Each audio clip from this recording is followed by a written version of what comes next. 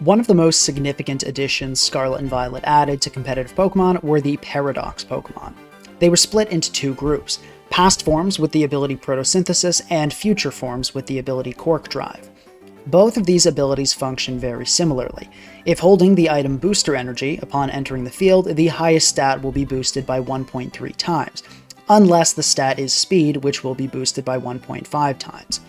In addition to being activated by Booster Energy, Photosynthesis is active whenever Sun is on the field, and Cork Drive is active whenever Electric Terrain is on the field. This creates a very interesting dynamic. Weather Wars have been around since Generation 3. Generation 7 introduced Terrain Wars with the Tapus, but the Photosynthesis versus Cork Drive created a duality where both can be set at once. Sun and Electric Terrain don't interfere with one another. Although both abilities can simply be activated with Booster Energy, it is undeniably more interesting when a Pokemon can run an item and get a stat boost. Pairing an attacking boost with a Choice Band or Choice Specs creates insane breakers, like the Choice Specs Iron Crown you see in the background footage. In Sun, Walking Weight can make use of speed or special attack boosts with Choice Specs. Swords Dance Iron Hands and Electric Terrain can enjoy the benefit of a Cork Drive attack boost and the terrain boost to its electric attacks, all while holding a Lumberry to heal status. Iron Moth in Electric Terrain can run Meteor Beam and Power Herb to surprise fire types and get an immediate special attack boost, while also having that 1.5 times Cork Drive speed boost that it would normally need Booster Energy to achieve. These are all very interesting and fun applications. Booster Energy is a great item, and it's by far the most common way to utilize Cork Drive and Photosynthesis, but it's kind of boring. Being able to use an item and getting this stat boost leads to a lot of fun sets with insane speed, power, and sweeping potential. This clash of past and future promised fun for team building and battling alike. Except, we only got half of this. In the main format for competitive Pokemon singles, Smogon Overused, Sun sees plenty of usage. Torkoal and Ninetales, the two best Sunsetters, have a total of 7% usage. Approximately 1 in 15 teams you see will be Sun. Given how many archetypes there are, those are pretty high odds. Sun is a respected and strong team archetype. Electric Terrain only has one setter, Pincurchin. There's also technically Miraidon, but both Scarlet and Violet box legendaries are way too powerful for standard play in singles, and they've been banned since day one.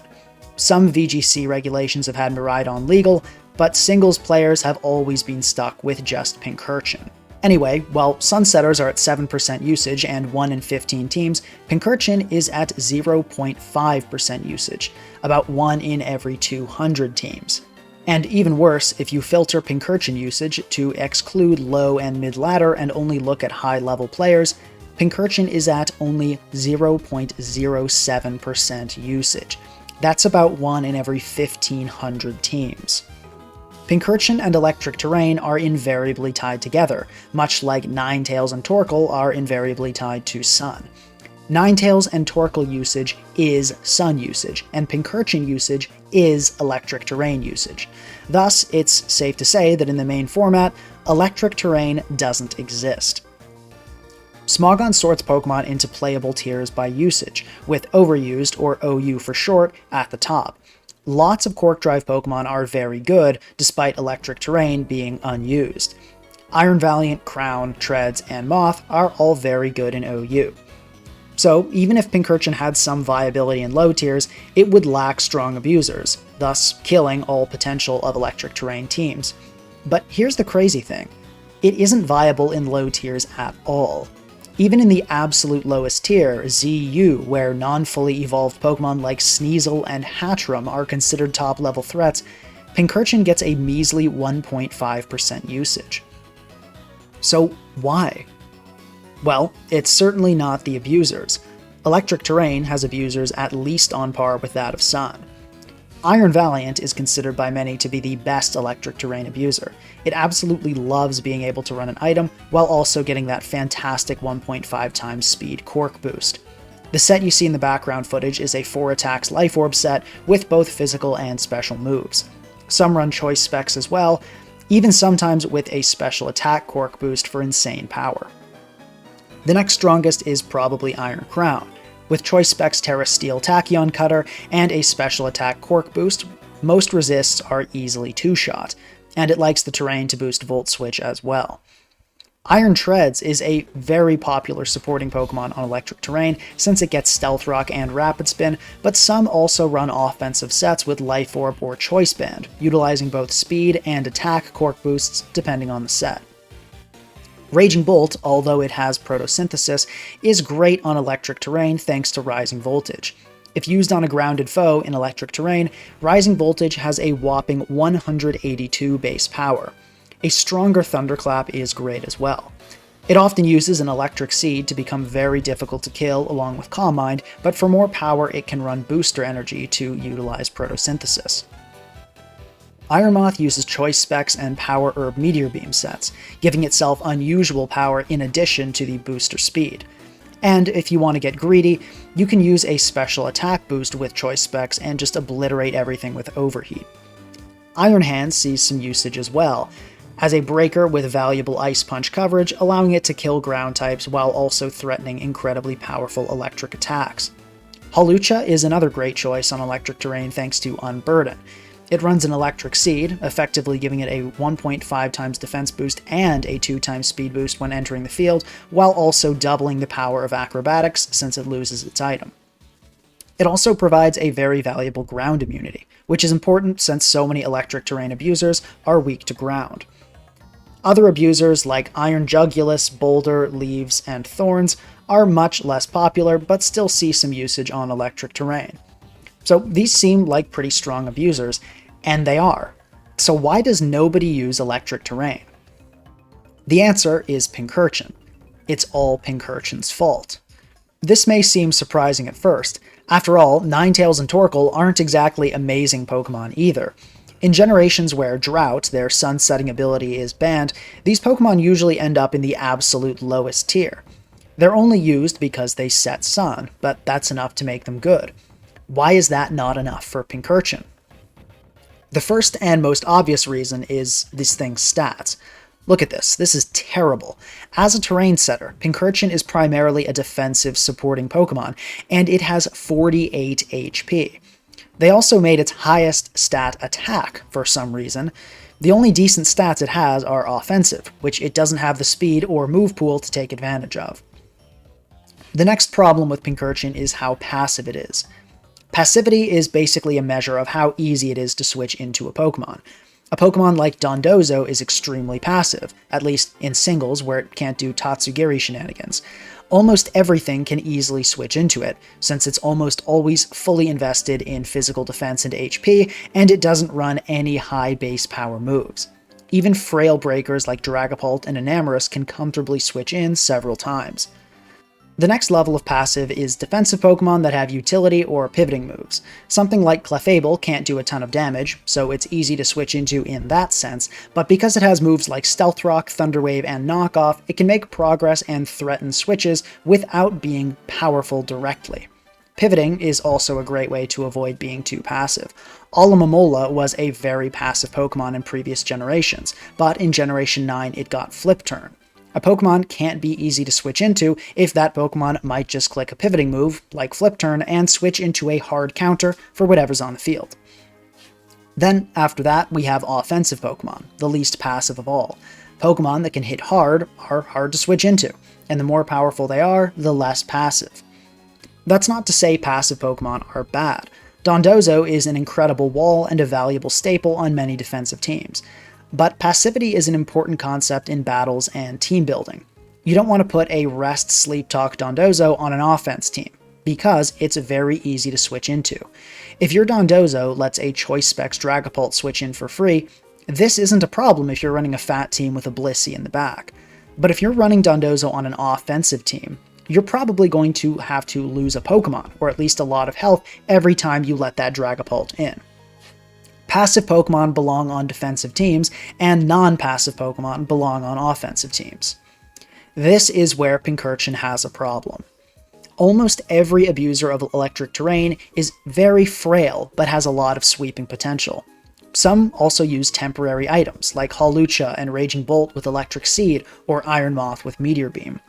Temporary items and frailty both encourage electric terrain teams to be hyper-offense. This is the most offensive archetype and typically revolves around speedy breakers and sweepers dealing as much damage as possible before being sacked, which just means letting it die. These teams have no defensive backbone and typically prefer letting Pokemon die rather than switching around due to how frail the team is. Hyper offense teams are the least tolerant of passive Pokemon. Passive Pokemon let breakers switch in, and hyper offense teams have no defensive core to deal with those breakers. So, when you have a very passive Pokemon like Pincurchin paired with hyper offensive sweepers and breakers, it's not a recipe for success. Pincurchin might not seem so passive at first. One might think it's more on the level of Clefable, not Dondozo. Pincurchin does have entry hazards. It gets spikes and toxic spikes, and those are high value moves, or at least they would be if they weren't on Pincurchin. We need to address the elephants in the room, Great Tusk and Iron Treads. Both of these Pokemon easily switch into Pincurchin, are extremely high usage, and they are the most common forms of removal in the tier by far. They can simply rapid spin away Pincurchin's pitiful attempt to set hazards. And to make matters worse, both Great Tusk and Iron Treads almost always run Ice Spinner to hit Gliscor and Landorus, but this move also has the effect of removing terrain. When the two most common forms of removal in the tier are also some of the best switch-ins to your hazard setter, it's probably not a very good hazard setter. But wait, you might say Pincurchin has more than just hazards to ensure it's not passive. It has Volt Switch, surely a pivoting move, so it may not be able to use this on grounds, but at least that makes it not so passive against most switch-ins. And you'd be right, if it got Volt Switch, but for some reason, they didn't give it Volt Switch. The only pivoting move this has, if you want to consider it such, is Memento, which kills Pincurchin to use just to lower the opponent's stats. And fun fact, in OU, Memento is actually the most used move on Pincurchin. How sad is that? The most common move run on Pincurchin is it destroying itself to get out of the way to bring something else in. But wait, you might say again, there's one last hope for Pincurchin. That move you talked about with Raging Bolt earlier, Rising Voltage. Even on a Pokemon with mediocre 91 base special attack that Pincurchin has, a 182 base power move surely is enough to ensure it can really pack a punch. And you'd be right again if this was Generation 8, but for some reason in Generation 9, Pincurchin lost Rising Voltage, so it can't even deal meaningful damage anymore. So, in Scarlet and Violet, Electric Terrain users are stuck with a passive, frail, useless Pokemon that is weak to the most used Pokemon in the tier. And they have to find a way to make it work on Hyper Offense, the archetype that is least tolerant of passive and slow Pokemon. There's also the struggle that Pincurchin often benefits the opponents as well. Iron Valiant, Treads, Moth, and Crown are all very good Pokemon in OU, and they'll happily take advantage of your electric terrain just as your abusers will.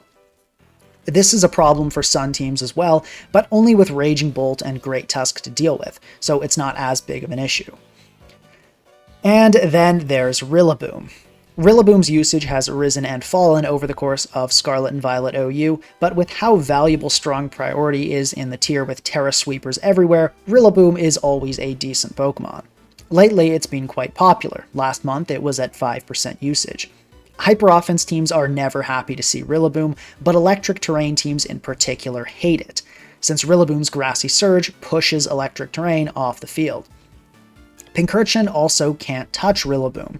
The best it can do is click Poison Jab, which doesn't even 2-hit KO. Some Pincurchin actually run the move Electric Terrain to reset terrain as Rillaboom enters, but then you're left with a Pincurchin sitting against a Rillaboom that can easily click U-turn, counter whatever you switch into, and if you don't switch, they just bring Rillaboom right back in on your Pincurchin and do it again. By now, I've probably convinced you that Pincurchin is the reason for Electric Terrain's failure. If Tapu Koko was in Generation 9, I'm convinced that Electric Terrain would be a thriving archetype. And now we can discuss the misguided attempt some have made to make Electric Terrain not suck. They cut out Pincurchin entirely.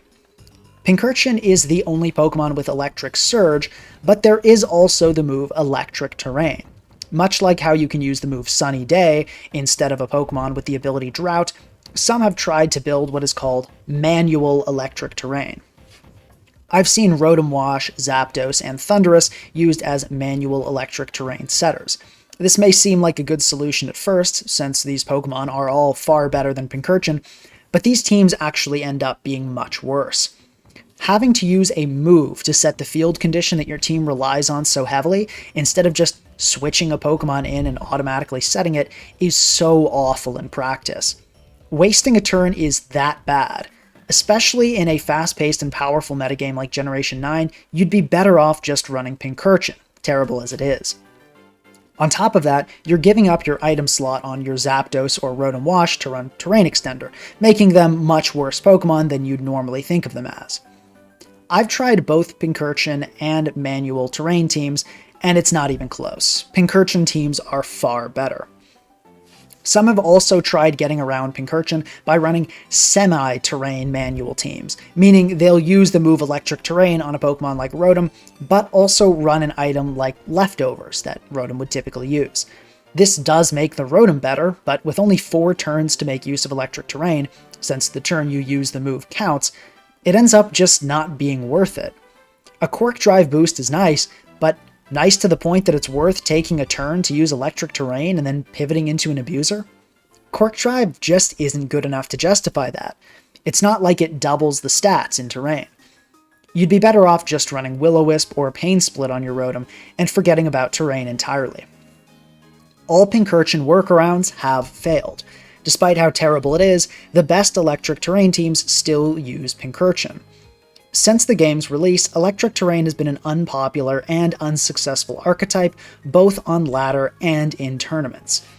So, is there any hope for the future? Honestly, probably not.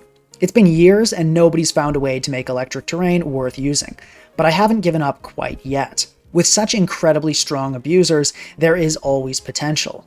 Perhaps there's a Pokemon or set nobody has considered yet, some creative application that will allow an Electric Terrain team to compete at a top level. Let me know in the comments, do you think there's any hope for Electric Terrain, or is it doomed to be terrible forever? Personally, despite everything working against it, I haven't quite given up on Electric Terrain yet. There's no feeling quite like clicking Terra Steel Tachyon Cutter from a Choice Specs Iron Crown and watching a Ting Lu or incoming Kingambit get 2-hit KO'd.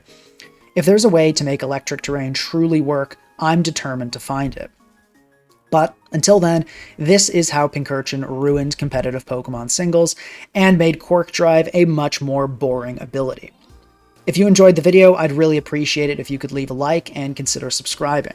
I upload educational Pokemon content or metagame analysis videos every week, so if you want to take your playing and team building to the next level, or just like learning about high-level competitive Pokemon, this is the channel for you. I also love to make underrated Pokemon or sets work in top-level play, and I do live team building and battling streams twice a week. Check my channel description for the streaming times. If you want to see me try and make Pincurchin work, that's where it will happen. Well, thanks for watching, and I hope you have a great day.